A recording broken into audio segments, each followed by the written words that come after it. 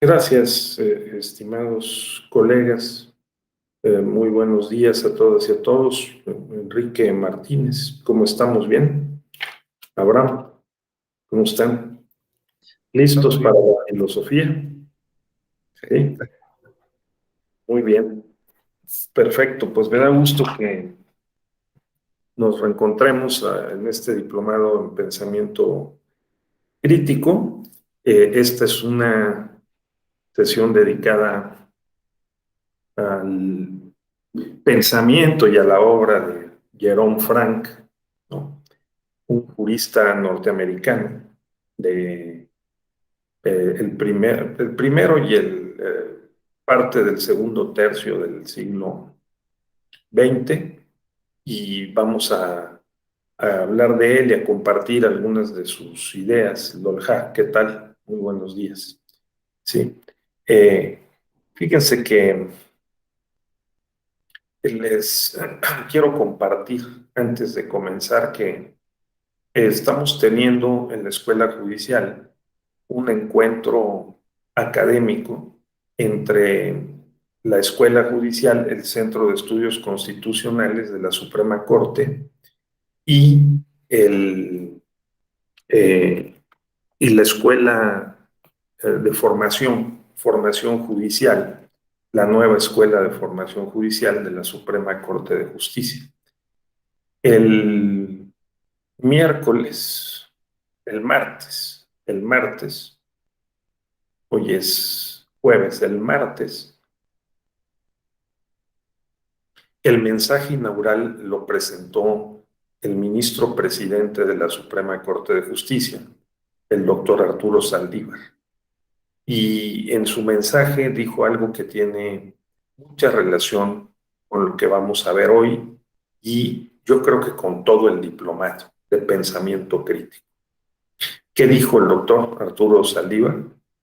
Dijo que pues la tesis principal que presentó fue que debemos cambiar nuestra forma de pensar y de actuar conforme cambia el mundo.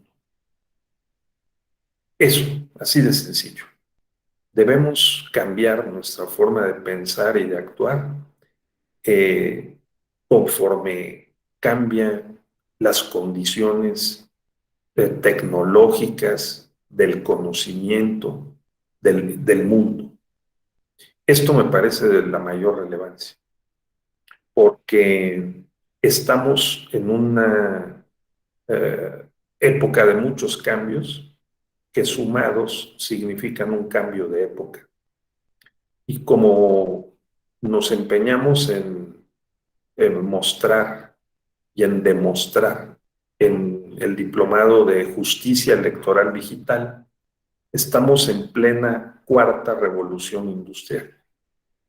Nos impacta y nos sorprende todos los días.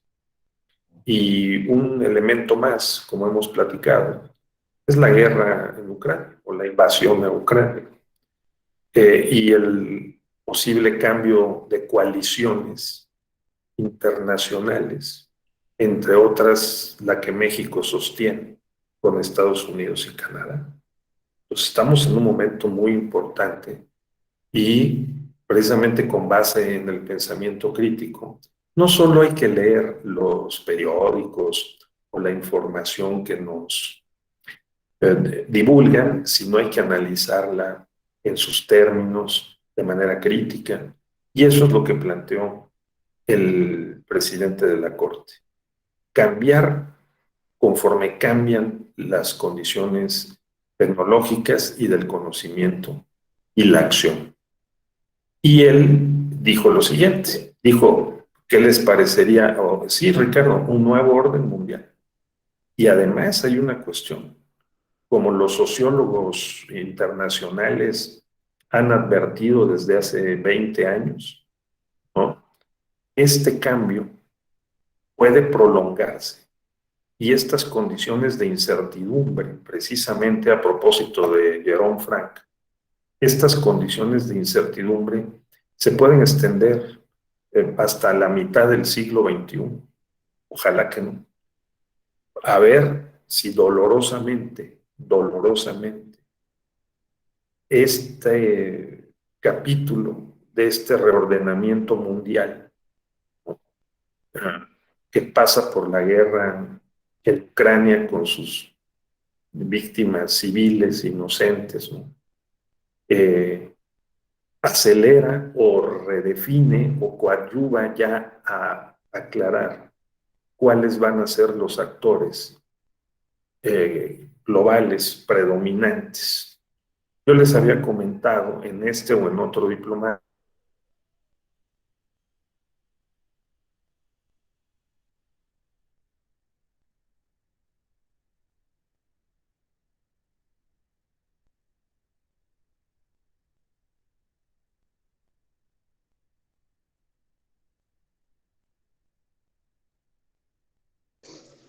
Perdimos la señal del doctor, ¿verdad? A ver, vamos a darle unos Sí, minutos para se que se congeló. reconecte, por favor.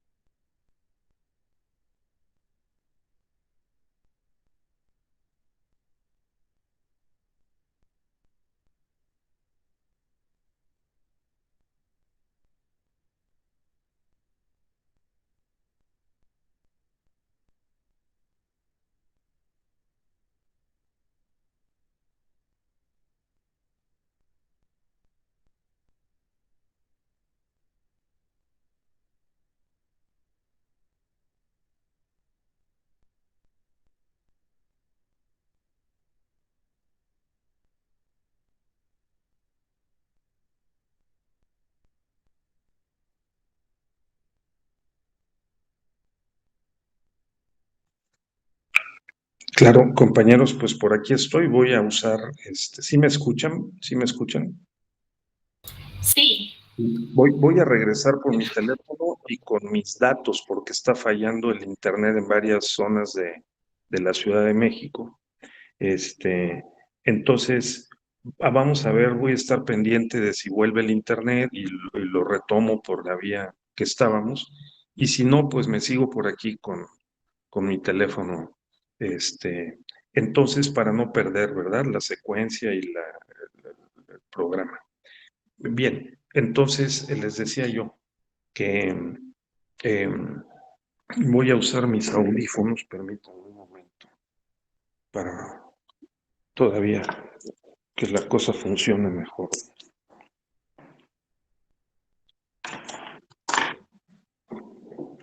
Sí, entonces, permítame.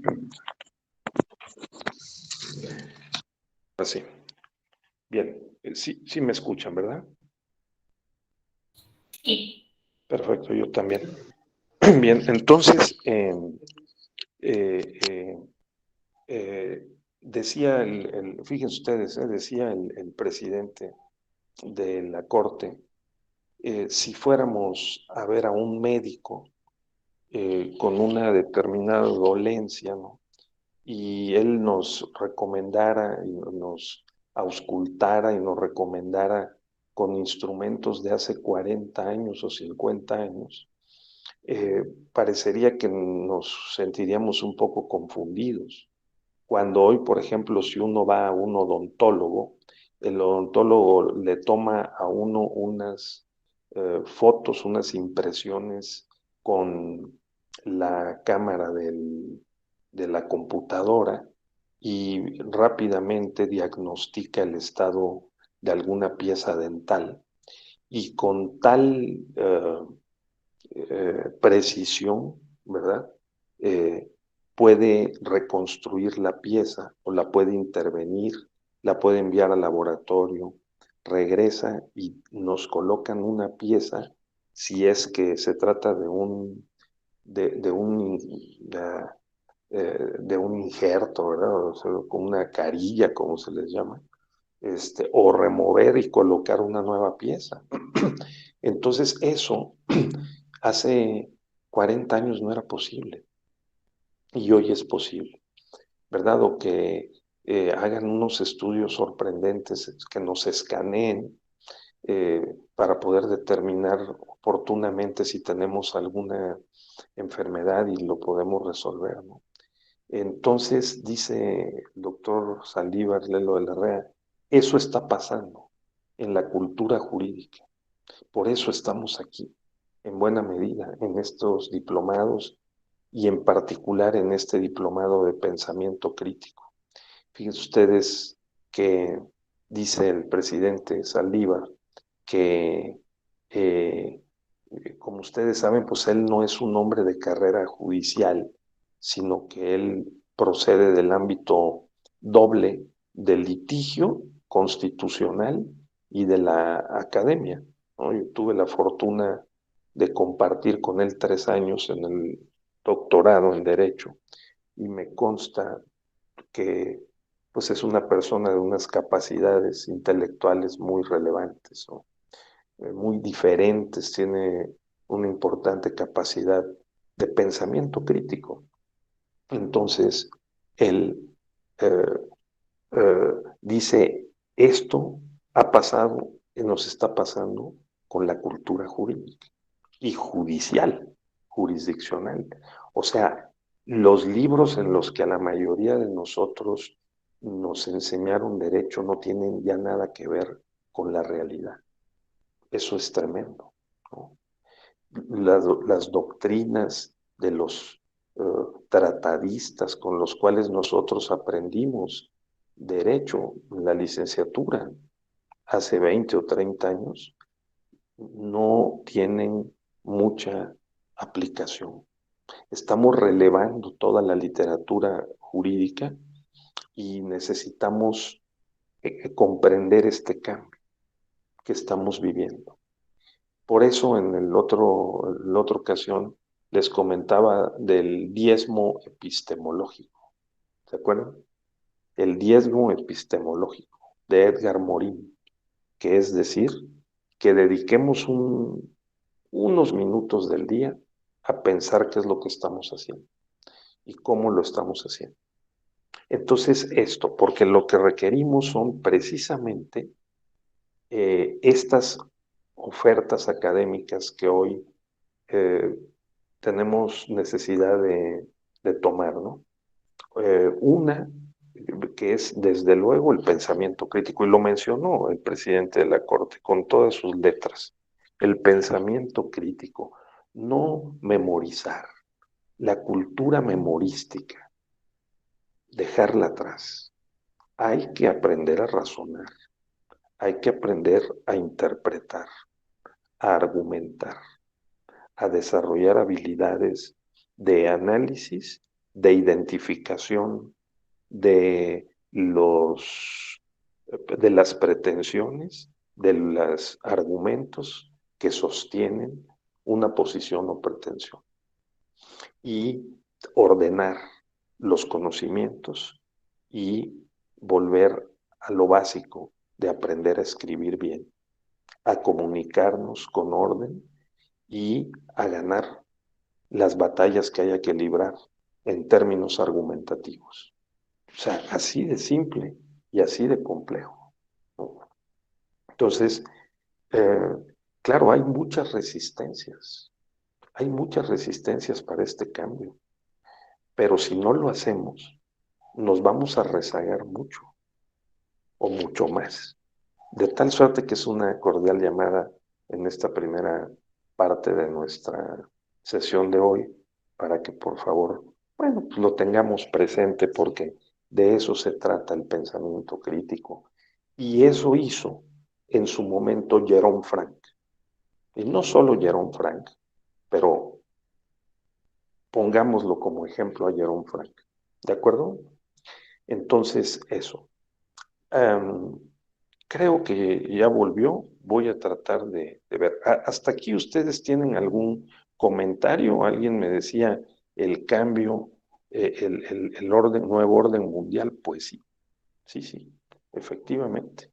Se está en juego eso, pero no es lejano ni ajeno a nosotros, porque México en cada cambio de época y cada revolución industrial, finales del siglo XVIII, mediados del siglo XIX, inicios y mediados del siglo XX y ahora otra vez inicios del siglo XXI, hemos cambiado relativamente nuestra posición. Ya volvió.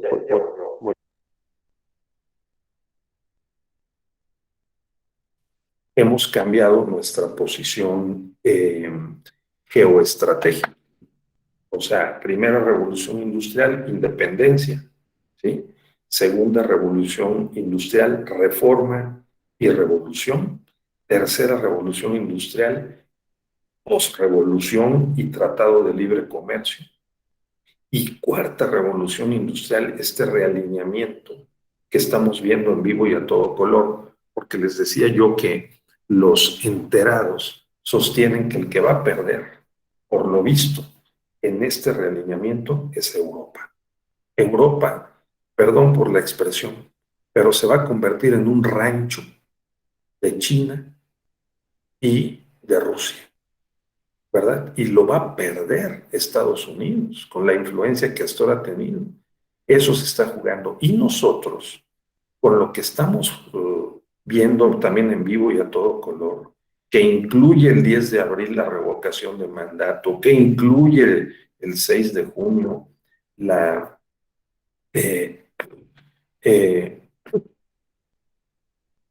que incluye el 6 de junio las elecciones en 6 estados de la República, eh, eh, que incluye las negociaciones con los Estados Unidos, bueno, la relación de México con China, con Rusia, con Europa y con Iberoamérica. Todo esto es bien importante, ¿no? Me comenta un compañero, Antonio Urbina, que por eso es importante que estemos revisando. Sí, la Constitución de Oaxaca cumple 100 años, la Constitución de Oaxaca el 15 de abril, y yo he estado coordinando un seminario. Estamos examinando la Constitución, sí. Entonces, por ejemplo, la Constitución de la Ciudad de México que se actualizó y nuestra Constitución Federal que tiene 760 reformas en 105 años, ¿no? 762 reformas en los últimos eh, eh, eh, 105 años, pues todo esto nos debe poner a reflexionar, ¿no? Entonces, esa es la idea. Muy bien, gracias, Antonio. No sé si tengan algún comentario más para empezar, porque el cambio de época debe incentivar nuestra conciencia personal, interpersonal y provocarnos a desaprender lo que hemos aprendido y que no es útil, para sustituirlo por aprendizajes que no sean útiles, ¿verdad? Porque eso es lo que hicieron los pragmatistas norteamericanos de finales del siglo XIX y mediados del siglo XX, entre ellos Jerome Frank, ¿de acuerdo? Porque ellos también les tocó un cambio de época, les tocó vivir la segunda revolución industrial. Sí, o sea, el inicio de la economía del petróleo y el ascenso de Estados Unidos a una posición hegemónica, ¿verdad? Entonces, ahorita vamos a hablar más de eso. Antes vamos a darle la palabra a nuestro compañero Ricardo Sánchez Guzmán. Adelante. Muy buenos días, doctor. Muy buenos días, compañeras y compañeros. Qué interesante, doctor, su exordio, porque es verdad, estamos inmersos en esta revolución, en esta cuarta revolución, en que la inteligencia artificial va tomando forma. Incluso ya hay quien considera que en un futuro las máquinas se van a encargar de aspectos de pensamiento. Pero me recuerda, o todo esto del nuevo orden mundial, pues es un concepto antiguo. El antiguo orden mundial pues era dominado por el Vaticano y los países que estaban de alguna forma alineados con él. Pero en este nuevo orden mundial es pues Estados Unidos, Inglaterra, el Israel, el sionismo. Y me recuerda a un libro muy interesante de Henry Kissinger, el secretario de Estado de Estados Unidos durante la época de Richard Nixon, en el cual pues él acorraló a la URSS junto con la alianza de Mao y Estados Unidos. Pero a lo que voy es que él ya lo planificaba o lo manifestaba en su libro, aquí lo tengo, de Reconsiderando el Nuevo Orden Mundial, en el que expresa todo esto y va más allá en el sentido de que ahora el nuevo poder va a recaer sobre Oriente, China y Rusia. China económicamente, Rusia militarmente, pero nunca hay que dejar de lado esto, porque estamos inmersos, y México es un protagonista, aunque no se vea, pero es un protagonista al estar cerca de todavía la mayor potencia militar. Pero qué bueno, doctor, de esta sesión, y agradezco mucho su experiencia y que nos está compartiendo. Es cuanto, gracias.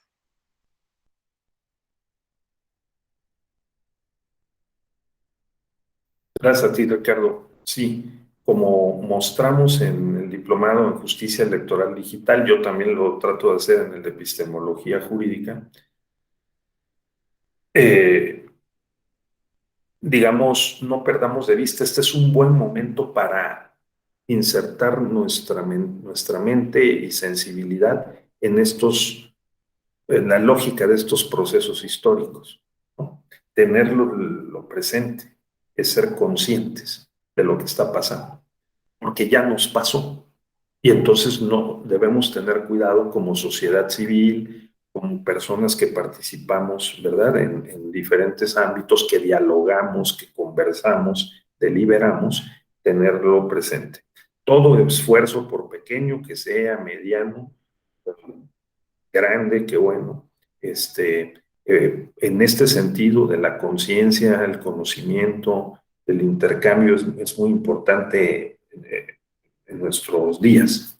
Entonces, dice Enrique Martínez que hace años Daniel Bell nos hablaba de la sociedad postindustrial, Alvin Toffler de la tercera ola y la era tecnotrónica, y Huntington de la tercera ola democrática y Sigmund Bauman de la modernidad líquida. Sí, personas con tanta experiencia y entendimiento de las ciencias sociales suman sus conocimientos que podríamos medir en siglos de experiencia acumulada entre todos esos autores, y podríamos decir que hay mucha evidencia, ¿no? Experiencia acumulada de que esto está pasando otra vez, ¿sí? Es una de las características principales del capitalismo. El capitalismo, eso yo lo estudié en Estados Unidos durante 2 años en la Universidad de Texas. Tuve la fortuna de estudiar una maestría en, digamos, en ciencias sociales aplicadas a América Latina, y me dio clases un asesor del expresidente John F. Kennedy, el que creó la Alianza para el Progreso. Y nos decía un viejito de origen inglés muy simpático, que tiene sus libros, se los recomiendo mucho, es muy sencillo, se llamaba, porque ya falleció, lo aprecié mucho, W. Se llama Las etapas del desarrollo económico.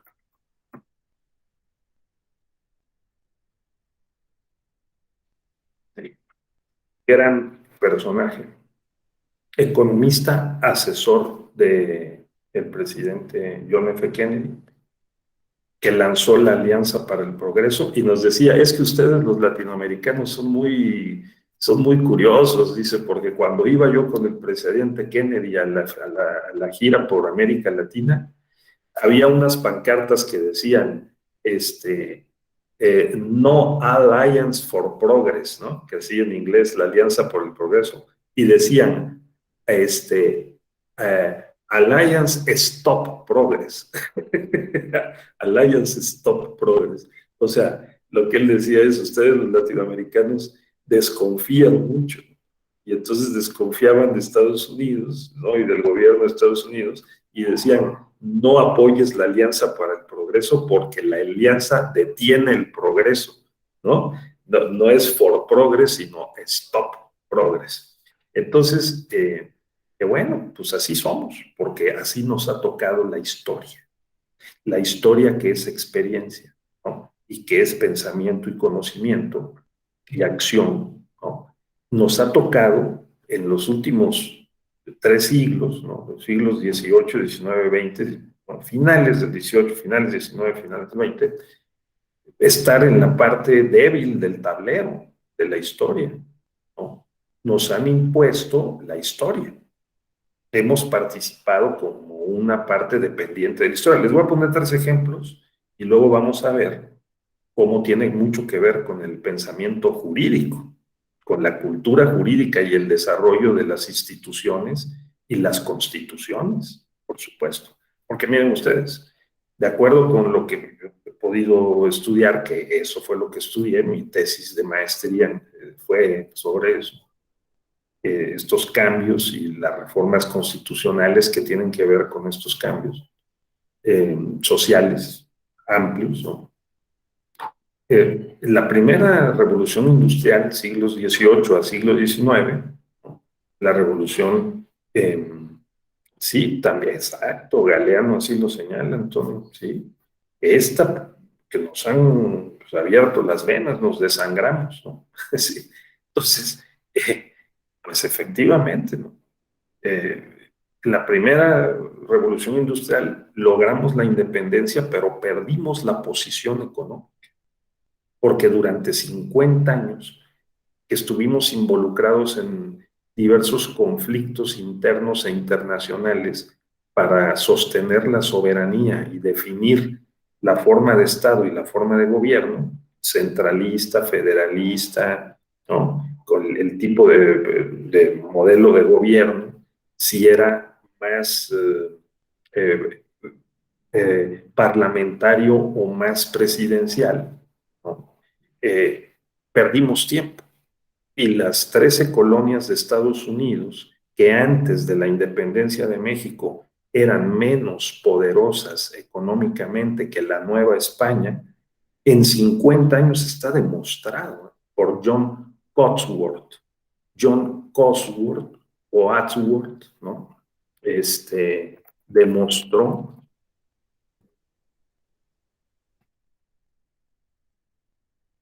si no estoy equivocado así, John Cotsworth demostró con estudios, un análisis estadístico de lo que se vendió y se compró en esos 50 años antes y después, 100 años antes y después de la independencia de México, O sea, 1750 a 1850, que la Nueva España era más rica que las 13 colonias, ¿sí?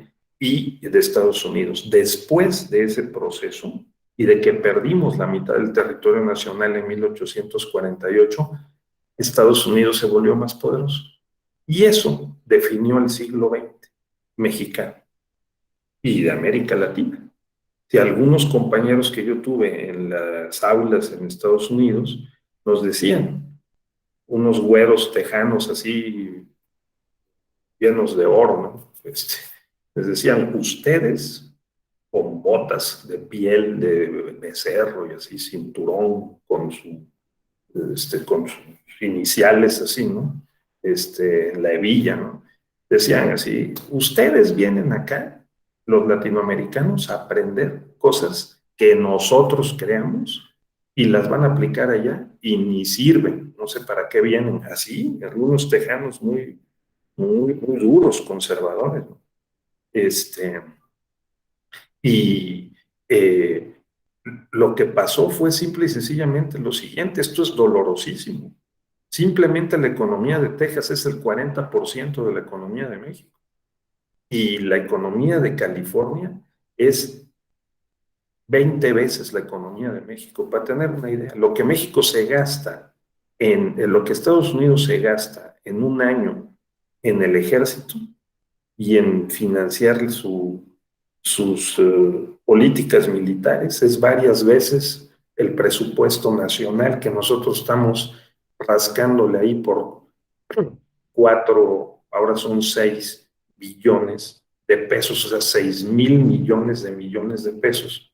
Eso para los Estados Unidos son unas papitas, ¿verdad? Y eso nos pasó en esa primera mitad del siglo XIX. No nos puede volver a pasar. Esa es la divisa que los reformistas liberales comandados por Benito Juárez, Porfirio Díaz, ¿sí? Matías Romero, Melchor Ocampo, el michoacano, los hermanos Lerdo de Tejada de Veracruz, ¿sí? Toda la generación de los liberales que echaron a andar el pensamiento crítico, ¿no? Lucas Alamán, el guanajuatense, José María Luis Mora, ¿no? Y muchos otros más, Justo Sierra, o sea, echaron a andar el pensamiento crítico y dijeron, esto no nos puede volver a pasar. Porque Lucas Alamán, antes de morir, que era el líder del Partido Conservador, muy respetable, pero era un líder del Partido Conservador liberal, porque se dividían entre conservadores liberales y liberales conservadores, conservadores radicales y liberales radicales. Algo como lo que está pasando ahorita. ¿Sí? Cuando el presidente López Obrador dice que los conservadores, es que los liberales, yo creo que sí le falta decir que hay conservadores radicales y conservadores progresistas, digamos, ¿no? Y hay liberales radicales, que es el ala más radical de Morena, ¿no? Y de otros partidos que están de acuerdo con ese planteamiento, y los liberales, vamos a decir, moderados, donde, por ejemplo, hay quien ubica al secretario de Relaciones Exteriores o al propio líder del Senado, ¿no? Mientras que la otra ala es el ala radical. Entonces, el ala radical, la jefa de gobierno, su secretario general de gobierno, etcétera. ¿Sí? Entonces, hay que tener claridad en esto, porque esto es lo que nos puede servir para orientar nuestro pensamiento y nuestra acción. Axel, ¿sí, Ricardo? Entonces, Martín, esta es la idea. Entonces, esto que si la historia nos sirve para algo y las ciencias sociales nos sirven para algo, es para entender lo que ha pasado para que no lo repitamos, ¿sí? A nivel individual y a nivel colectivo. Entonces, otra vez, en esa primera revolución industrial ganamos la independencia, pero perdimos la posición económica y además perdimos el siglo XX, porque estos son procesos de largo plazo. Entonces, en la segunda revolución industrial, la revolución de la energía eléctrica, el petróleo, ¿sí? Pues los aviones, la radio, ¿no? perdimos, ahí lo pudimos estabilizar, que fue la contribución de Porfirio Díaz con todo y el odioso régimen de exclusión que él impuso, pero logró por lo menos darle cierta infraestructura al país a un costo social enorme, ¿sí? Y él se le vino encima la revolución porque cometió el error en 1910 de no pactar la alternancia. Algo que sí hizo el PRI a finales del siglo XX, ¿sí? Que pactó la alternancia con el PAN. Claro, no. Si no, en México podría haber habido una guerra civil. Ahora, se volvió a pactar otra alternancia en el 2018 porque en la estrategia, o sea, la tercera y la cuarta revoluciones industriales, que es la tercera a mediados finales del siglo XX, la del Internet, ¿sí? Y la cuarta revolución industrial, que es la de la biotecnología, la inteligencia artificial, ¿sí? El litio, ¿no? Y las nuevas fuentes de energía, pues otra vez están acelerando el capitalismo y nos colocan en una posición en donde tenemos que revisar lo que estamos haciendo. Entonces, de ahí la importancia de que si el aeropuerto Felipe Ángeles sí o que no, si va a haber una red de 4 o 5 aeropuertos intrarregionales en el Valle de México, o sea, Puebla, Cuernavaca, Toluca, Querétaro y el AIFA, ¿no? Más el aeropuerto de la Ciudad de México, porque hay que pensar a 20 años. Hay que pensar a 20 años, ¿no? ¿Por qué? Pues porque ya se han dado una vuelta quienes han viajado o viven más o menos en el Valle de México. Pues está prácticamente conurbado con Puebla. Ya San Martín Texmelucan se extendió muchísimo de Puebla hacia Río Frío y a Cuernavaca, pues ya esto es lo mismo, Topilejo y demás, es prácticamente otra macrourbe. Con Toluca, pues se está construyendo el tren interurbano a Toluca, ¿no? Con Pachuca y con Querétaro, pues por favor, esto va a ser una macro mega urbe, ¿sí? En 20 años. Y entonces es mejor, parece ser, tener, en lugar de un macro aeropuerto, mejor tener 5 aeropuertos regionales y uno central. Lo dejo sobre la mesa, ¿no? Pero es parte de nuestro análisis crítico. Igual alguien puede decir, no, perdimos más. Bueno, eso es lo que hay que pensar de manera crítica. Otro grave error, dijo Ricardo, es imponer la religión católica obligatoria. Ninguna persona que no lo fuera no podía pisar suelo mexicano.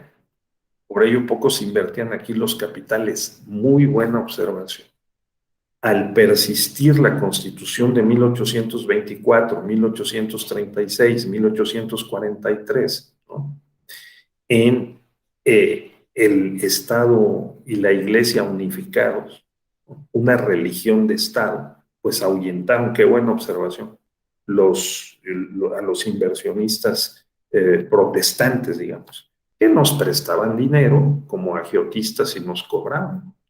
Entonces, por eso es bien importante el proceso que dio inicio al desarrollo del capitalismo en México. El papá del doctor Lorenzo Córdoba, ¿sí? Arnaldo Córdoba, ¿sí? Un politólogo michoacano, don Arnaldo Córdoba, ya fallecido, escribió un libro que se lo recomiendo muchísimo. Don Arnaldo Córdoba, el papá de Lorenzo, escribió un libro que se llama La formación del poder político en México. Y extraordinario legislador. No, bueno, el doctor Arnaldo Córdoba es un gran ideólogo y tuve la ocasión de conversar porque pues conozco muy bien al doctor Lorenzo Córdoba de hace años. Somos coautores de un libro sobre los partidos políticos, la ley de partidos políticos, y me platicó el doctor Lorenzo Córdoba que él tiene una natural disposición al diálogo, al debate, y le entiende muy bien, ¿no? Porque su papá, fíjense, estas tradiciones familiares, ¿no? Para todos los efectos, para nosotros también pensar en estas raíces que tenemos, ¿no? Y estas improntas, vamos, huellas de nuestra infancia, juventud, adolescencia, ¿no? Primera juventud. Él me platicó que su papá lo sentaba desde que era niño en la sala y discutía su papá con Carlos Monsiváis, con Raúl Trejo del Arbre, ¿no? Con Rolando Cordera. Entonces, pues son unas personas muy intelectuales y que debaten mucho y siempre están en, ¿no? Se fundaron el periódico Uno más Uno, etcétera. Entonces, para él es algo muy natural. O sea, él debatir con el presidente López Obrador, pues debatía en su casa cuando era niño, ¿no? O sea, es algo muy natural. Entonces, bueno, y del lado de López Obrador también, siempre luchando, viendo a su mamá que vendía frutas ahí en el río, ¿no? De su pueblo, ¿no? Con los vecinos, viendo una mentalidad comunitaria, ¿no? Pues, ¿cómo no va a ser así? Como nos ha relatado el doctor Jaime Cárdenas, que ha convivido y ha compartido varios momentos con el presidente López Obrador, su mentalidad es así. Es una mentalidad comunitaria. Y por eso es que luego no le entendemos. Dicen, ¿pero qué está haciendo, presidente? Pues es que él tiene esa mentalidad, pues, ¿no? O sea, él dice, él ve así el mundo, él dice, pues sí, o sea, que las hamburguesas en el AIFA, pues son más nutritivos los tlacoyos, ¿no? Las garnachas, porque créeme que yo estoy seguro que ustedes, yo lo entiendo muy bien, perdón que me refiera a mí, yo soy de un pueblo de Oaxaca, y entonces, pues, yo cuando voy a mi pueblo, es decir, pues, o sea, las tlayudas, las garnachas, las tostadas, los molotes y los platanitos que venden ahí en las cenadurías, con C, no con S, pues son muy nutritivas, ciertamente, ¿no? Con eso, como dice mi hermana, oye, hermano, aquí nosotros vivimos con 100 pesos al día, ¿no? O sea, ¿no? Y comemos muy bien y nos la pasamos muy bien, ¿no? Entonces, bueno, esas son las mentalidades que hay que identificar porque tenemos que hacer un ejercicio crítico de estos procesos, de estas dinámicas y del derecho, porque estamos en este punto. Entonces, preparé como siempre, pues modestamente, ¿no? Porque tampoco doy para más un guioncito aquí, eh, vamos a ver, ¿no? Para la mamá de Lorenzo es muy estudiosa, filósofa de ambos lados, tuvo mucho conocimiento. Sí, la mamá de Lorenzo es una señora italiana, porque su papá de Lorenzo estudió en Italia, como Lorenzo Córdoba, que estudió con Ferraioli y Bovero en Italia, y falleció, fíjense, lamentablemente falleció hace algunos años, pero sí, exactamente. Entonces, respondemos a tradiciones y las ciencias sociales, compañeras, compañeros, lo que plantean, ¿no? Es que así como las personas tenemos condicionamientos históricos, psicológicos, genéticos, culturales, la familia, la escuela, los amigos, pues puede ser que las iglesias, los clubes a donde fuimos, quiénes fueron nuestras principales amistades, qué relaciones cultivamos, de qué hablamos, ¿no? Qué estudiamos, dónde trabajamos, eso somos nosotros, eso somos nosotros, ¿no? Somos lo que hacemos, somos lo que hablamos, somos lo que pensamos. Y entonces dicen los científicos sociales, y esos son los países. O sea, los países también hay que regresar para ver cómo se originaron, qué ventajas y desventajas tuvieron, qué impactos psicológico, políticos, sociales, ¿sí? Qué imaginario. tuvieron. ¿Qué opciones? Fíjense qué interesante, ¿no? Porque, bueno, si pensamos por ese camino, como nos dijo un compañero, Eduardo Galeano, ¿no? Venas abiertas en América Latina, pues sí, ¿no? Porque dicen unos gringos, no, si la historia de América Latina, estudien la historia de Estados Unidos y esa es la historia de América Latina, imagínense qué crueles. Entonces, si algo nos hermana a los pueblos latinoamericanos es que hemos sido en los últimos 200 años, pues sujetos al imperio. Cuando llegué a Estados Unidos me quedé con los ojos cuadrados de ver cómo tenían hasta los periódicos oficiales de cada país de América Latina antes de que hubiera internet, un mes después.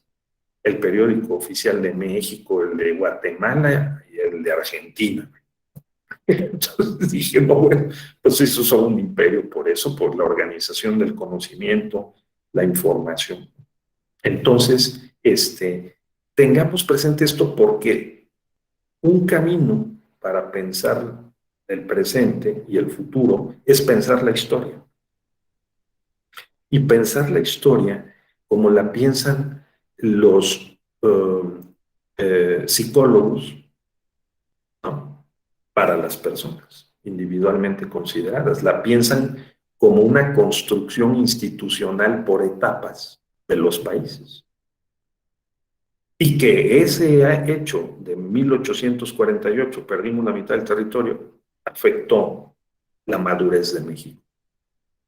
Bueno, y nos ayudó a madurar, porque al perder esa parte del territorio, no solo perdimos económicamente, sino que los liberales del siglo XIX, de Benito Juárez en adelante, dijeron esto no nos puede volver a pasar. Lo mismo pensó Venustiano Carranza, lo mismo pensó obviamente los hermanos Flores Magón, Zapata, Pancho Villa, dijeron tenemos que no caer en el mismo error. La Constitución de 1917, Plutarco Elías Calles, Álvaro Obregón, Lázaro Cárdenas, así, no caer en el mismo error. La creación del PRI, Partido Nacional Revolucionario, tal vez pudo haber sido un relativo error el no haber creado dos partidos, sino nada más uno. ¿Sí? Porque Estados Unidos creó dos, que es realmente uno. Tan es así que Trump está desafiando a los dos partidos, al Partido Demócrata y al Partido Republicano, porque considera que los dos son uno y manejan, durante 200 años han manejado la sociedad, la economía y la política en Estados Unidos, y él está desafiando eso para bien y para mal. En México, el fundador del Partido Acción Nacional, don Manuel Gómez Morín, se dio cuenta de eso porque él nació en Batopilas, en Chihuahua, y vivió en El Paso, aprendió inglés, conocía la historia de Estados Unidos, y después que trabajó en México fue rector de la UNAM, ¿sí? Igual que José Vasconcelos, eran amigos, uno maestro y otro discípulo, y eran compañeros. Se dio cuenta Gómez Morín de la importancia de crear un partido de oposición y creó el Partido Acción Nacional en 1939. ¿Sí? Y Lombardo Toledano se dio cuenta de la importancia de crear un partido de izquierda y creó el Partido Popular Socialista, ¿de acuerdo? Porque se requiere la dialéctica del pensamiento y la acción. Se requiere la confrontación de puntos de vista. Vean lo que dijo. Hoy no lo vi, pero yo normalmente lo veo un rato en las partes más interesantes. El presidente López Obrador ayer, con lo del aeropuerto y todo, dijo, qué bueno que me critican. Qué bueno que los señores de Mexicanos Unidos contra la Corrupción me están criticando porque me permiten ver cuáles son mis fortalezas y mis debilidades. Si se quedaran callados, entonces yo podría cometer más errores. O sea, el pensamiento crítico. Bien, ahora, ¿esto se aplica en el ámbito del conocimiento de lo jurídico y del derecho? Absolutamente, absolutamente. ¿Sí? Entonces, ¿cuál es la idea? La idea es que nosotros operativamente, en el derecho y en cualquier disciplina, funcionamos con modelos mentales y modelos teóricos. Como somos seres biológico-culturales, que somos producto de la química, de la física, de la biología, ¿no? Somos seres biológico-culturales. Tenemos unas determinantes genéticas, sin duda. Está más que probado, ¿no? Más aún en la época de las neurociencias, ¿no? Y de la biotecnología. Desde que se descubrió el ADN en 1957, 58, pues se sabe cuáles son nuestras hélices cromosomáticas, nos determinan el sexo, por ejemplo, y nos determinan ciertas tendencias, propensiones, y claro, la cultura, o sea, la familia, las demás instituciones sociales que ya mencioné, la escuela, el trabajo, todo esto, nos va echando capas como de barniz encima. Y es posible que una educación precisamente crítica nos logre transformar. Por eso dicen algunos psiquiatras y psicólogos que el que no cambió a los 20 años, 22 años, ya no cambiará, porque biológicamente y culturalmente tendría que hacer un gran esfuerzo.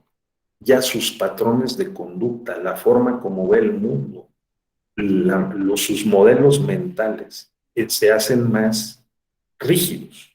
Y conforme avanza en la curva de la vida, el ente humano tiende a fortalecer, a ser más rígidos, a consolidar sus patrones aprendidos de conducta y de pensamiento. ¿De acuerdo? Entonces, por eso es que es bien difícil que una persona, no, tú nunca vas a cambiar. No, pues no, ya tengo 50 años, ¿cómo voy a cambiar? Tengo 60 años, pero menos aún. Dijo ayer el presidente, fíjense, si lleváramos esto al terreno institucional del país, dijo, este proceso de la cuarta transformación tiene que ser bien entendido porque es un proceso muy complejo. Es un proceso doloroso. Así dijo, doloroso, ¿no? Doloroso, porque como estamos evitando que haya una nueva revolución, una rebelión civil por la desigualdad, ¿sí? Por la desigualdad. Hombre, es decir, un altísimo número de mexicanos de los 60 millones de la fuerza de trabajo, ¿sí? Gana 2 salarios mínimos. Son 2 salarios mínimos, son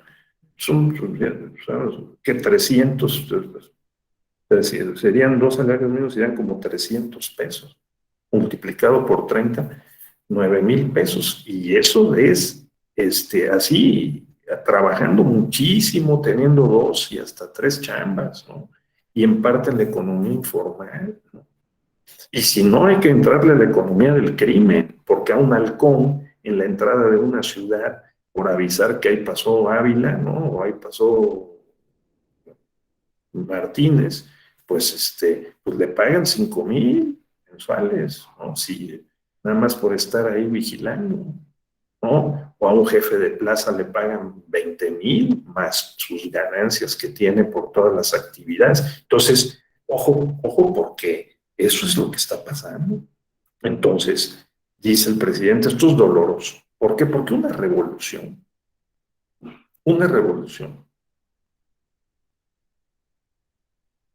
le quita los privilegios y la posición a los que más tienen. Y aquí la invitación, que es muy difícil de que se concrete, es que entreguemos parte de nuestros privilegios. Sí, o sea, ¿quién entrega parte de sus privilegios, Benito? ¿Sí? Está claro. Entonces, ese es el problema. Porque aparte la sociedad mexicana, miren, en los últimos 25 años, son datos que están Son datos oficiales, los ha registrado Oxfam, el INEGI, los ha registrado la CEPAL, ¿sí? Incluso el Instituto, Centro de Estudios Espinosa Iglesias de los empresarios, ¿no? Todos coinciden. En los últimos 25 años, a la lista de 15 millonarios mexicanos que tienen 1,000 millones de pesos o más, ¿sí? Se sumó uno más, son 16. Sí, pero los 16 tienen 4 veces más de lo que tenían hace 25 años. Y los que menos tienen menos que hace 25 años. Entonces el poder adquisitivo se ha reducido, la población ha aumentado y la posibilidad de acceso a todo tipo de servicios, pues se ha hecho un gran esfuerzo, pero hay grandes brechas sociales y hasta digitales, pues, aunque tengamos prácticamente todos o la gran mayoría un smartphone, un teléfono celular, pero no todos lo usamos todas las funcionalidades que tiene, ¿no? A veces se usa solamente pues, para contestar una llamada. Entonces, este aspecto es muy importante porque estas rigideces son muy difíciles de corregir. Para la persona individual también, o díganme si no. Bueno, pues entonces también para el derecho. Y también para los sistemas jurídicos, y también para la ciencia y el pensamiento jurídico. ¿De acuerdo? Entonces, ese es el sentido de insertar en el diplomado a los pragmatistas. Los pragmatistas norteamericanos fueron 3, muy importantes. Uno lo encuentran en cualquier libro de filosofía, googleen pragmatismo, jurídico, pragmatismo norteamericano, ¿no? Entonces van a aparecer 3 personajes. Va a aparecer el padre del pragmatismo norteamericano, que es John Dewey, o sea, Dewey, D-E-W-Y, ¿no? John Dewey, ¿no? Va a aparecer William James, que fue el mayor divulgador del pragmatismo norteamericano porque dio muchas conferencias, y un tercer filósofo, no me acuerdo en este momento su nombre, pero bueno, los 3, ¿sí? John Dewey y William James son 2 de los más importantes. Entonces, William James, este señor, Jerome Frank, vio la obra y conoció, porque era más grande que él. O sea, notemos que Jerome Frank nació a finales del siglo XIX, ¿sí? En los años 80 del siglo XIX, y falleció en 1953 o 57, Jerome Frank, ¿sí? Entonces él vio la transformación de Estados Unidos y de su pensamiento jurídico, porque fue contemporáneo uno de los 2 principales juristas y integrantes de la Suprema Corte de Estados Unidos, que fue Oliver Wendell Holmes Jr., quien fue el que, así como el ministro Saldívar, ¿no?, llevó en los años 20 el pragmatismo a la Suprema Corte de Estados Unidos. Porque, ¿qué es lo que estamos practicando? El pragmatismo jurídico, ¿sí? Estamos tratando de introducir, divulgar y practicar el pragmatismo jurídico. ¿De acuerdo? No lo perdamos de vista. Jerome Frank es uno de los autores característicos del llamado realismo jurídico norteamericano. La idea de los pragmatistas es que ni el justnaturalismo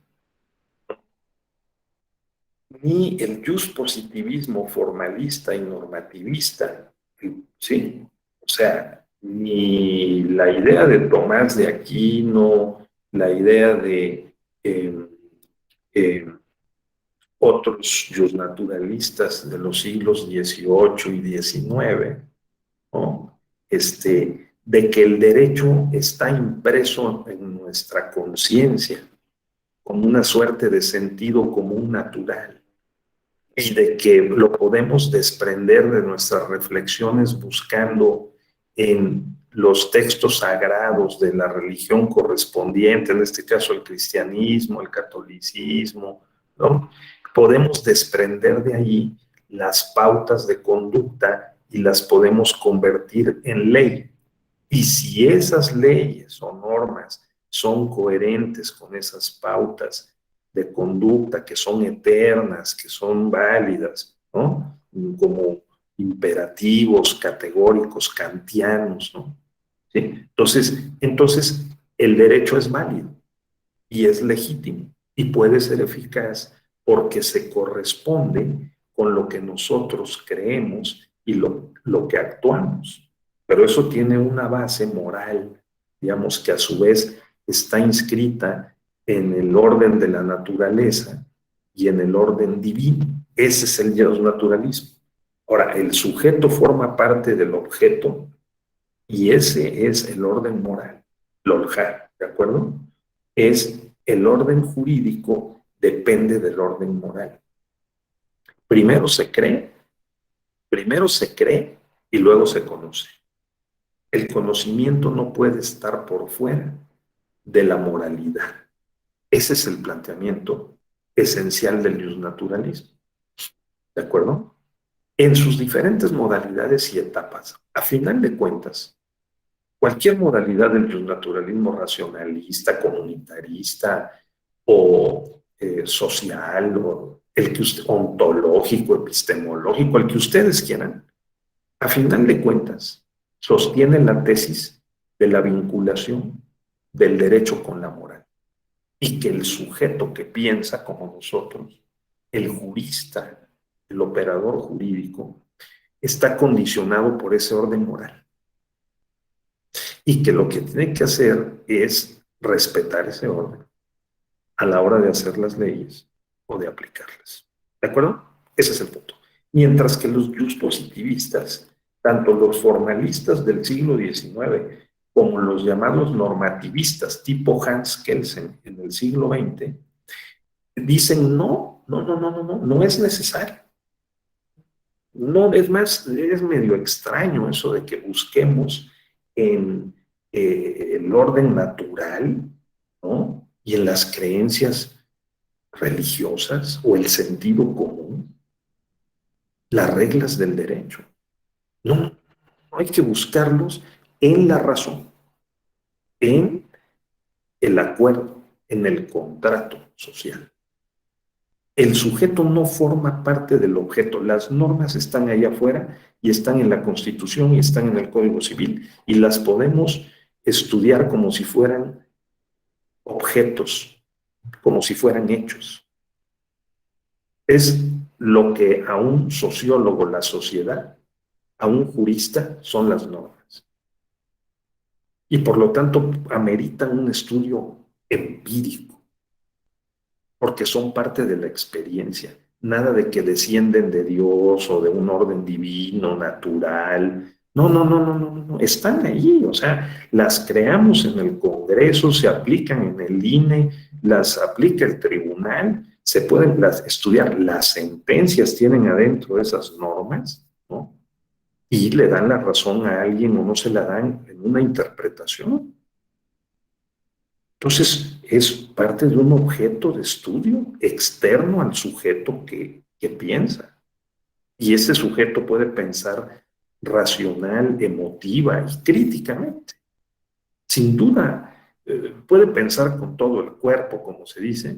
Sí, pero hay ciertas garantías del pensamiento racional, que es lo que se va a revisar cuando se estudia la motivación, la exposición de motivos de una ley o la parte considerativa de una sentencia.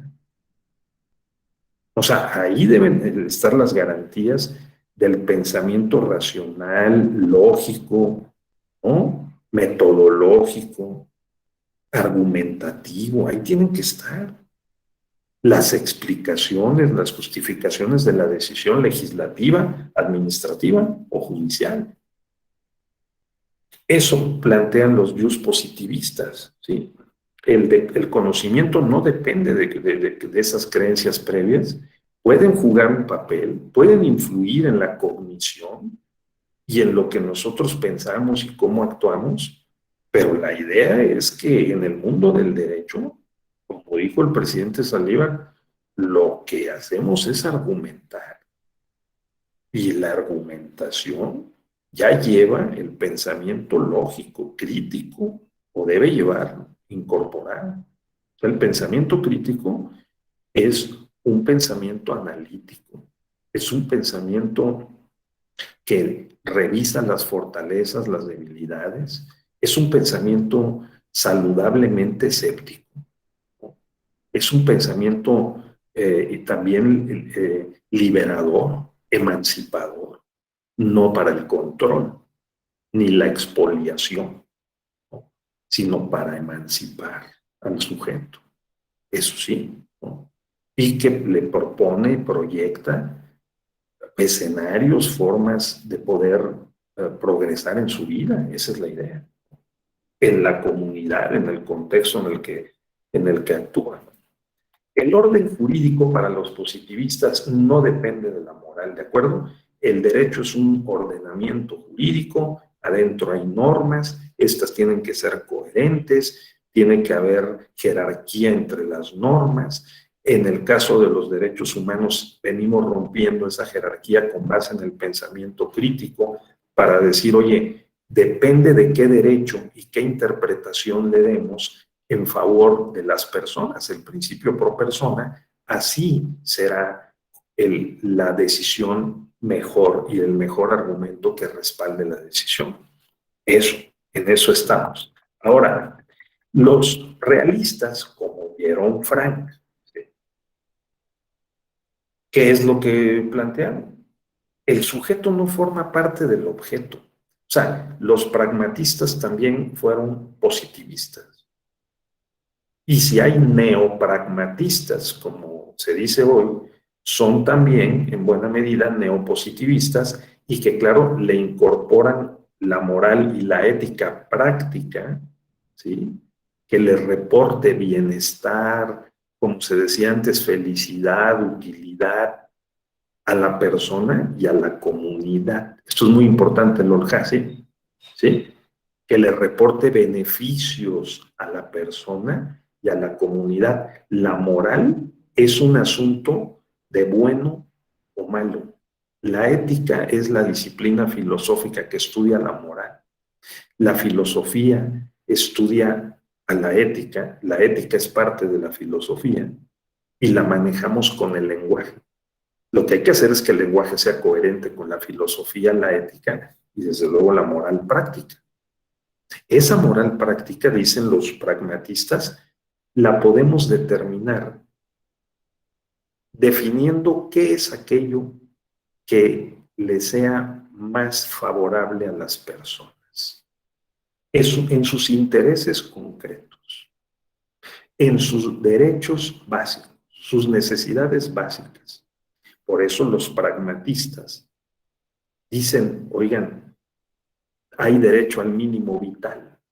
Nadie debería morir de hambre, Lolja, ¿sí? Ricardo, Martín. Nadie debería morir de hambre. Todos debemos tener derecho, ahora sí que mínimo, al mínimo vital, ¿no? Y una vez establecido ese piso, ahora sí podemos competir. Pero ¿cómo poner a competir a personas que se están muriendo de hambre? ¿No? Ese es el tema del problema del neoliberalismo. Poner a competir a personas que nacen, viven, se desarrollan y mueren en un contexto tan desigual. Pues claro que los 16 multimillonarios pueden multiplicar por 4 su fortuna, mientras la gran masa de desposeídos agudizan su pobreza. ¿no? Los pueblos y comunidades indígenas. Es decir, las mujeres desprotegidas, la violencia de género, porque claro, los pones a competir hasta dentro de la familia, ¿no? Por los recursos, pues no, hombre, salimos despedazados todos. Cada proceso de aceleración del capitalismo, cada una de las 4 revoluciones industriales rompe el tejido social comunitario. De allí la importancia de oponer estas prácticas precisamente comunitarias, lo que he entendido que tú estudias, ¿verdad? A este desafío del liberal extremo, porque el liberalismo ha sido una ideología progresista muy importante, pero desviada y llevada al extremo de poner a competir a todos y que de lo que se trate sea ver quién puede más y quién produce más y quién consume más, pues no, bueno, o sea, nos enajena y nos destruye. Esa es la historia, como les dije, del pensamiento crítico en la modalidad de la Escuela de Frankfurt. Todos los sociólogos, desde Teodoro Adorno hasta Mark Horkheimer, ¿no? Y los que le siguieron hasta Gadamer, Habermas y otros más. Bueno, hoy también el pensamiento crítico decolonial, ¿no? Para quitar el colonialismo en el pensamiento y en la acción y en las instituciones. Entonces, Yaron Frank vivió una época en la que en Estados Unidos cambió el formalismo al pragmatismo y reconstruyó, reajustó sus instituciones en un sentido pragmatista. ¿De acuerdo? ¿Qué es lo que plantean los pragmatistas? Ya dije una parte. Los resultados. Tenemos que evaluar lo que hacemos y lo que pensamos por los resultados.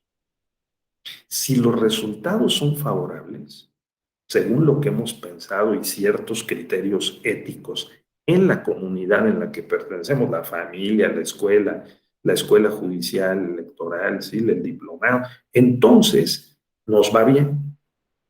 Entonces estamos motivados, entonces podemos accionar, entonces podemos pensar, podemos proponer, crear, ser innovadores. Pero si no hay esa conexión entre pensamiento, acción, contexto, elementos éticos en el contexto de la comunidad, repito, nosotros participamos en muchas comunidades, la comunidad de la familia, la comunidad de la escuela judicial electoral, ¿no? La comunidad de las organizaciones civiles, ¿no? Entonces, si nosotros tenemos beneficios en el mejor de los sentidos, ¿sí? Que cumplimos con nuestros intereses vitales, nuestros deseos, nuestro plan de vida, eso es lo que se llama el principio de libre desarrollo de la personalidad. Sí, pero la personalidad no se puede desarrollar libremente sin respetar los derechos de los demás, ¿no? Entonces, aquí debe haber un equilibrio con el contexto. Bueno, eso pensaban los pragmatistas norteamericanos, como Yaron Frank, ¿sí? Porque ellos dijeron, oye, ¿sabes qué pasa? Lo que dice Félix Cohen, que era un psicólogo, de que las personas, y también que le entendía el derecho Félix Cohen, decía, miren, Félix Cohen dice que el formalismo jurídico es operante, que una misma norma se puede aplicar 2 y 3 veces, solo es cuestión de adaptar el caso concreto a la norma. Por analogía, los pragmatistas norteamericanos dicen no. Eso es muy rígido. Cada hecho que ocurre, el hecho externo, nosotros lo percibimos y lo interpretamos. y lo podemos ir eh, distorsionando ese hecho externo al percibirlo y al interpretar. Eso ocurre con el juez. El juez no lo podemos predecir, como pensaba Félix Cohen, no lo podemos predecir en sus sentencias, porque el juez le incorpora su subjetividad a la decisión judicial, no como pensaban los positivistas, formalistas y normativistas, de que, bueno, están las normas como un marco jurídico y le subsumimos los hechos en el derecho. Y pues es muy fácil, con la prueba documental, privada o pública, con los testimonios, las confesionales o las periciales. Pues con eso transportamos la verdad histórica, o sea, los hechos, adentro del proceso judicial, y el juez lo valora, lo encaja en el marco jurídico y produce la respuesta. Si en el próximo caso hay algunas variantes, pues ajusta un poquito la interpretación de la norma y lo vuelve a aplicar. Y al tercer caso lo hace en la misma operación y lo vuelve a aplicar. Eso pensaban los formalistas. Los pragmatistas dicen no, no es suficiente para resolver los problemas jurídicos que son problemas sociales. Para empezar por la legislación, que es imperfecta, el juez tiene que hacer un esfuerzo para entenderle al problema y aportar una solución que tome en cuenta el contexto social, económico, político, cultural, psicológico. Y el juez, entonces, puede ser creativo, usar el pensamiento crítico, como dijo Saldívar, ¿no? Es decir, y como sostenemos en el tribunal una corriente de quienes pensamos, ya sea eclécticamente más o menos, que el derecho es, además de estructura jurídica, interpretación, argumentación, son garantías y también son principios que resguardan y concretan los derechos. ¿De acuerdo? Y este pragmatismo jurídico lo que propone y lo que hace es comprender el problema jurídico en su contexto y poder aportar una solución que necesariamente, en ocasiones, tenderá a cambiar el criterio previo. Por eso tan importante la teoría del precedente judicial, la reforma del año pasado en materia del Poder Judicial incorporó la teoría del precedente. La Suprema Corte ya no va a establecer la jurisprudencia por reiteración, sino cada sentencia será un precedente judicial. Imagínense ustedes, una interpretación de la Constitución y de la normatividad que depende de la Constitución.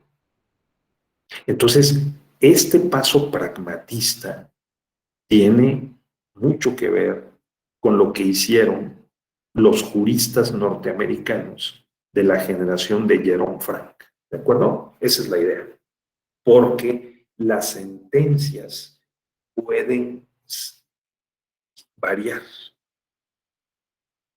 Tiene que justificarse, explicarse las razones de la variación del criterio, pero puede cambiar, porque la realidad es incierta. De allí la idea de derecho e incertidumbre, que lo han teorizado desde Aristóteles hasta nuestros días. ¿Sí? La incertidumbre de la vida, la incertidumbre del derecho, la imposibilidad de que haya en todos los casos de la vida y del derecho previsibilidad. Ojalá sería un mundo, pues, probablemente mucho más ordenado, probablemente más pacífico, muy probablemente más feliz, ¿no? Entonces, la idea de Jerome Frank en Derecho e Incertidumbre, ¿no? El derecho y la mente moderna, así es los términos originales en inglés, entre otros libros que escribió, fue que Jerome Frank, antes de ser magistrado de circuito, él fue presidente de la Comisión Bancaria y de Valores en Estados Unidos, imagínense.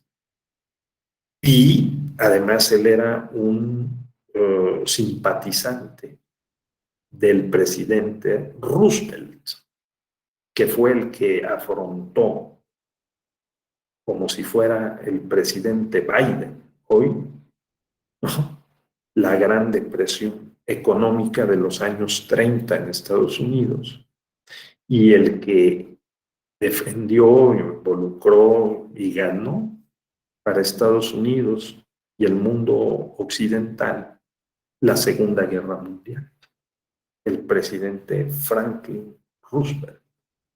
Franklin Roosevelt hizo algo que ustedes deben saber. Promovió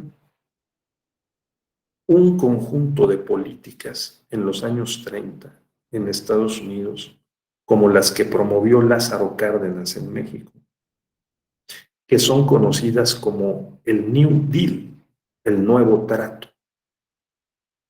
¿Sí? El nuevo trato. El nuevo trato. Ya los quiero ver otra vez, porque si no me pongo triste. Exactamente, Ricardo. Tú sabes mucho, Ricardo. Es decir, Franklin Delano Roosevelt, el único presidente electo por 4 mandatos, aunque falleció al inicio del 4º mandato. Claro, porque era muy popular, porque ganó la Segunda Guerra Mundial, ¿no? Así es. Como Benito Juárez, que le dicen que se quedó en la presidencia. Pues sí, pues estaba el país, el ejército francés era el más poderoso del mundo, nada más, ¿no? Entonces, pues Franklin Roosevelt, ¿no?, ganó con Churchill, ¿no?, el inglés, y con Stalin, el ruso, la Segunda Guerra Mundial. Entonces, ¿qué papel jugó el pragmatismo? Todo. Les voy a decir por qué. ¿Qué es lo que está pasando en México hoy? Esa es la idea. ¿Sí? Los ministros de la Suprema Corte de Estados Unidos, que es una institución muy poderosa que respetan mucho los Estados Unidos, los americanos, se resistían a aceptar y a declarar constitucional las leyes del nuevo trato, del New Deal. ¿Cuáles eran esas leyes? ¿Ustedes saben cuáles eran? ¿No? A ver, Ricardo. La ley del salario mínimo. Imagínense, tener un salario mínimo en Estados Unidos, pues no había. 2, una ley de un seguro para las cosechas. Si no te resulta la cosecha, te pago una parte de lo que perdiste. Un seguro para las cosechas, para los agricultores. Tercero, protecciones en el trabajo, protecciones en la seguridad social. ¿Sí? O sea, proteger a los trabajadores, ¿no? Sí, Ricardo. Y tratar de incentivar con las políticas propuestas por un gran economista, Keynes, ¿sí?, de incentivar la economía, algo como lo que va a pasar ahora. ¿Sí? Algo como lo que va a pasar ahora en México. Los ministros de Estados Unidos, de la Corte de Estados Unidos, no querían declarar constitucional porque las impugnaron los republicanos esas normas. Y como se resistieron y las declararon inconstitucionales, entonces vean lo que hizo Roosevelt. Dijo, es muy fácil. Promovió una reforma a la Constitución para que los ministros se jubilaran a los 75 años. Y la mayoría tenía 75 años o más. Sí. O sea, en todos lados se cuecen habas. ¿Sí? Cuando llega un momento de transformación o de cambio, es necesario cambiar las condiciones y las instituciones. Entonces, pues negociaron. Unos ministros dijeron, miren, ¿saben qué? Yo ya me voy, renunciaron.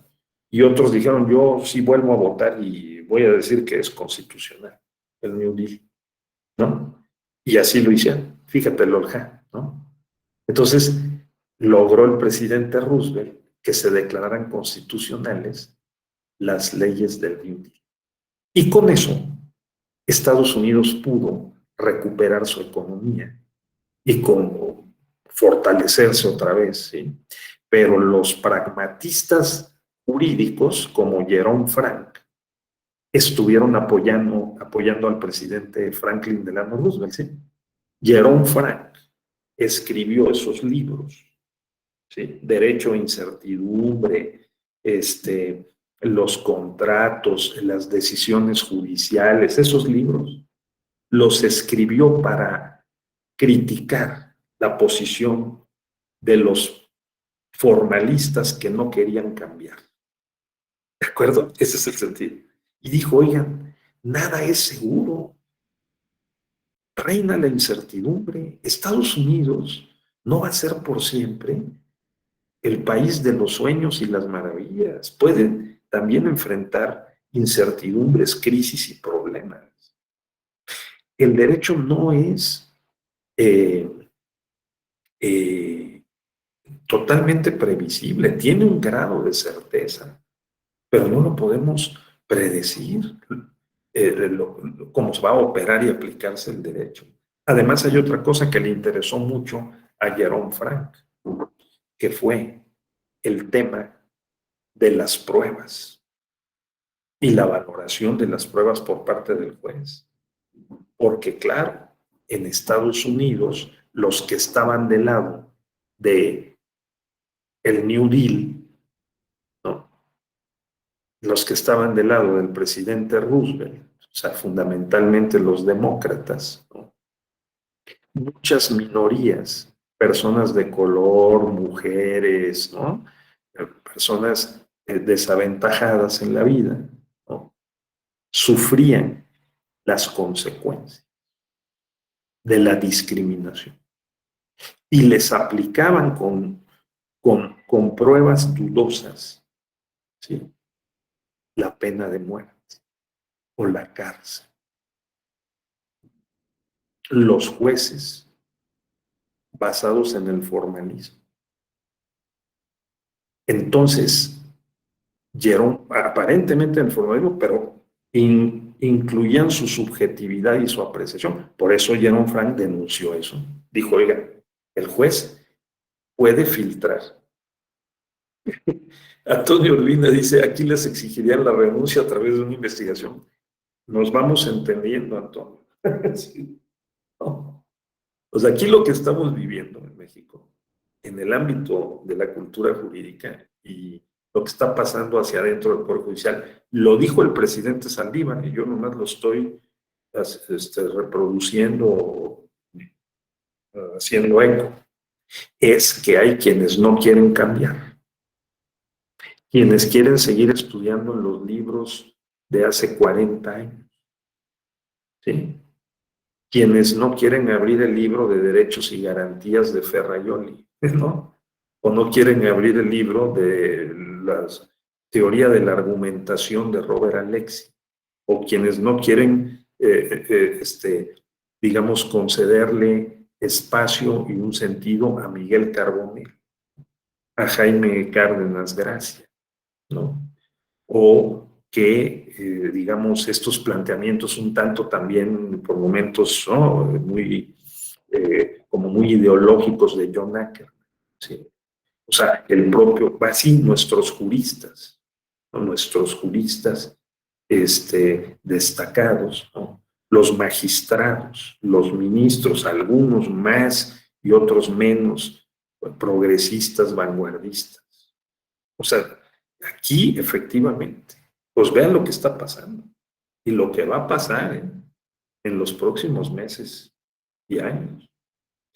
Porque, digamos, sacudir el árbol y hacer que las instituciones se regeneren, ¿no?, y se transformen no es fácil. Como nos cuesta trabajo a nosotros, a cualquiera.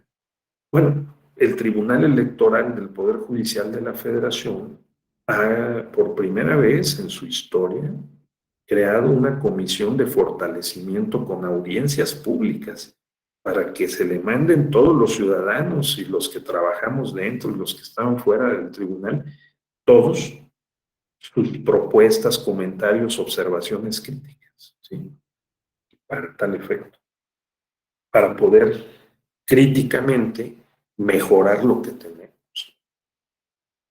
Eso es. Entonces, dijo el presidente Saldívar, dijo, no, tiene que haber carrera judicial, también magistrado de la Mata. Ayer, Felipe de la Mata. Que haya más capacitación, formación, carrera judicial, ¿no? Y que si el nombramiento es político, como se van a nombrar magistrados, magistradas, en eso estamos en estos días, pues entonces, pero que sean personas que tengan carrera, sí, ¿no? Que sí sepan, no que no sepan, que no se hayan formado. Yo lo diría de otra manera, para ser hay que estar.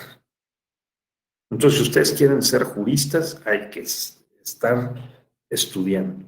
Si el que quiera ser magistrado, tiene que estar adentro del Poder Judicial. Quien quiera ser un gran líder, tiene que estar en la política.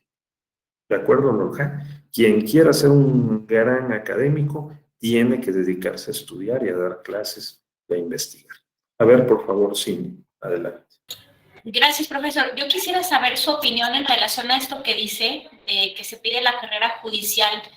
¿Por qué actualmente, como usted bien lo dice, la decisión sigue siendo política y no puede aplicarse como en el Poder Judicial Federal, que los jueces de distrito acceden por exámenes de oposición o las magistraturas? O sea, ¿qué falta? O sea, se supone que el Tribunal Electoral depende del Poder Judicial de la Federación. ¿Por qué se hace esa distinción? Inclusive en un órgano que se supone que resuelve temáticas electorales. ¿Por qué quienes lo van a resolver son electos por precisamente gente que salió electa por comicios? O sea, ¿qué faltaría para que se dé ese cambio? Claro, sí, hace falta que haya un buen acuerdo y un buen modelo de carrera judicial, que es lo que se está discutiendo, porque como la reforma judicial del año pasado incorpora centralmente la ley de carrera judicial, esa ley de carrera judicial se tiene que implementar.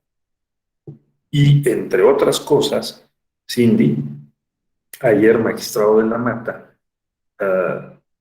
subrayaba la importancia de que haya recertificación de capacidades y habilidades y que haya habilitación de los servidores públicos desde el nivel más inicial del Tribunal Electoral para que también se puedan habilitar para trabajar en cualquier instancia, homologada, ¿no?, del Poder Judicial de la Federación, si el tribunal es parte del Poder Judicial de la Federación, como bien está diciendo Cindy. Entonces eso. Y segundo, si la decisión es política, porque el que quiere entrar adentro del Poder Judicial es porque quiere ser magistrado, Entonces, quiere hacer una carrera, pues porque quiere ser magistrado. Entonces, pues la idea es que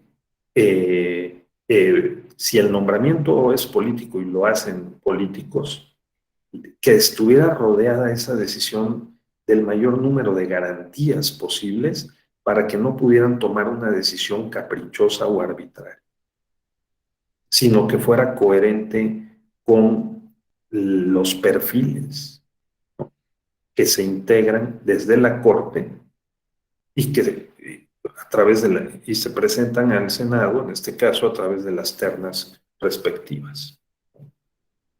Sería ajustar en alguna parte este procedimiento de nombramiento, Cindy, ¿no?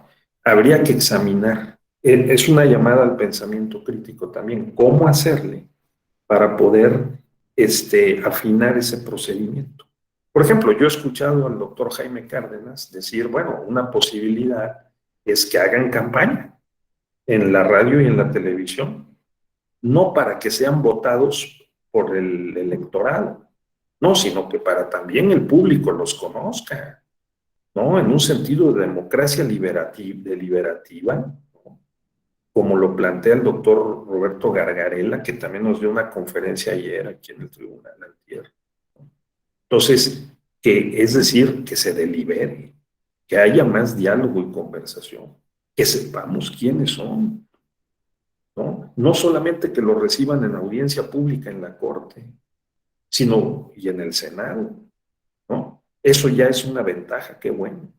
Pero probablemente debería haber todavía otro momento en donde antes de tomar la decisión final, ¿no?, sí se presentaran a que los conozcamos de una manera más abierta, a quienes van a tomar decisiones tan importantes para la democracia electoral.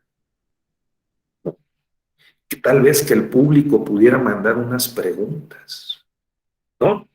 O sea, para ver, ¿no?, algo así, ¿no, Lorja? O sea, ¿no? Entonces, pero bueno, esa es muy buena pregunta, Cindy, y queda ahí para el pensamiento y el análisis crítico de cómo hacerle, ¿sí? Muy bien.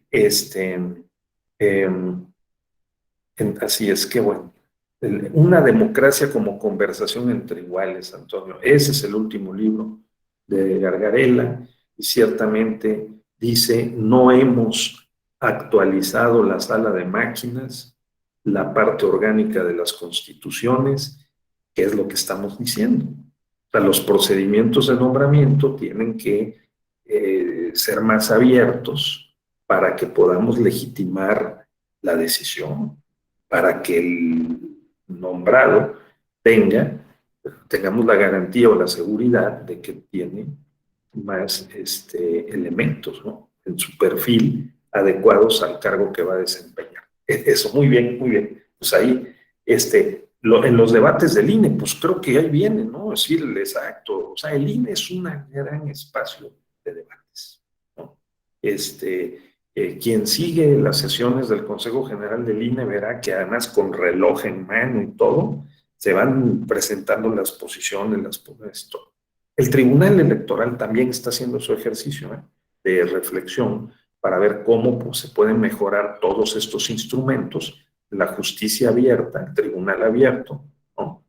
Presidente Reyes Rodríguez del tribunal está, junto con los magistrados, magistradas, muy interesados en que podamos ejercer también, aplicar el pensamiento crítico. Y ustedes que nos ayuden, manden sus comentarios, entren a la página, hombre, no les quita mucho tiempo, entren a la página del tribunal y ahí está, ¿no?, la consulta pública. Es un ejercicio histórico, ¿no?, como el de la revocación del 10 de abril. Entrar a la página del tribunal y decir, oiga, yo pienso X. En el diplomado en pensamiento crítico, ¿no?, discutimos esto, por lo que yo propongo esto. Y ya estamos participando. Ahí está la liga. Cindy, muy bien, muchas gracias, Cindy. La liga, la consulta pública es muy importante. Defendamos nuestras instituciones, ajustémoslas, ¿no? Para eso es el pensamiento crítico. Hay que transformar lo que sea necesario, hay que preservar lo que nos es útil también y pasar a la siguiente etapa. Y nosotros en lo individual, no perder de vista el pragmatismo norteamericano. Jerome Frank, ¿no? Alf Ross, ¿no? Oliver Wendell Holmes. A veces cuando tengamos tiempo, tecleemos ahí quién fue Oliver Wendell Holmes, quién fue Alf Ross, quién fue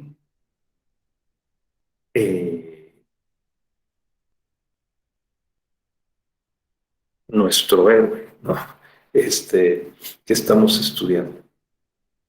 El juez Frank, y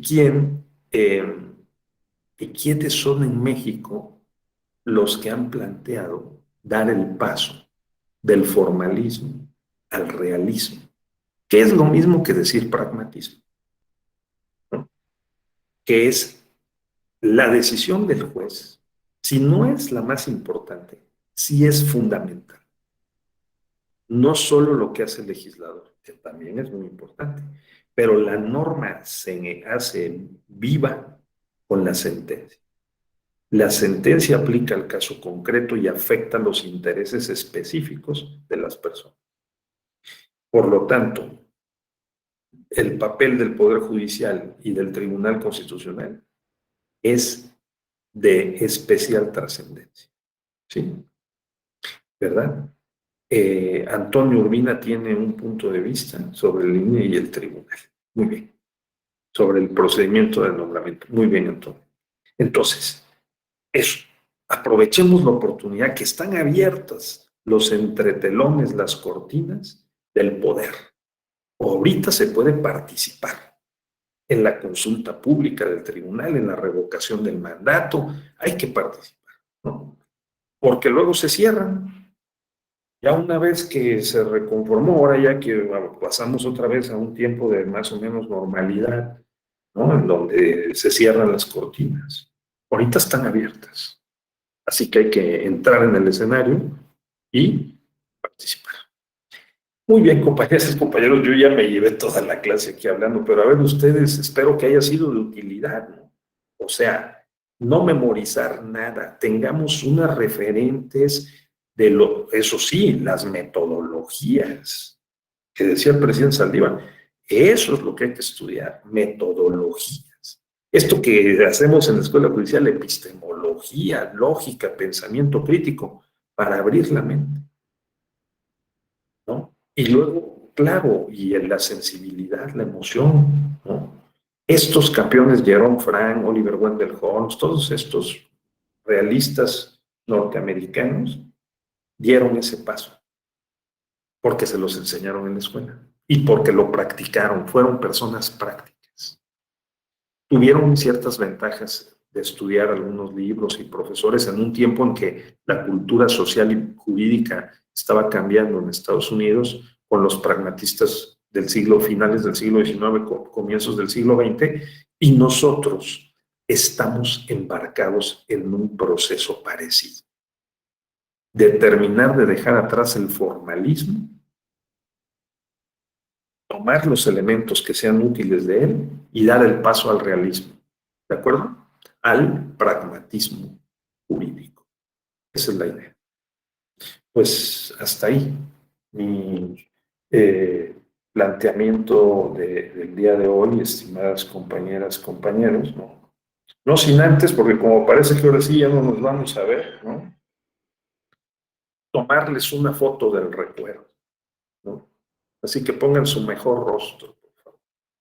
Esta sí la voy a subir a Facebook, ¿eh? No crean que no. Muy bien. Ya la otra también la subí. A la 1, a las 2 y... Espérame. Abran su cámara, no sean así exactos, ¿no? Muy bien. 1, 2 y 3. Ahí está. Muy bien. Celebro mucho que nos hayamos reencontrado, que estén ustedes muy bien. Gracias, Ricardo, Blanca, Lorja, cuídense, Abraham, Alejandro, Víctor, Martín, Cindy. Gracias a todas, a todos. Si no los menciono a todos, pues es por razones obvias. Gracias también a nuestra Muy apreciada maestra Evelyn, sí, cuídense mucho y nos vemos pronto, en otro diplomado seguramente. Hasta pronto. Adiós. Buenos días. Gracias. Gracias.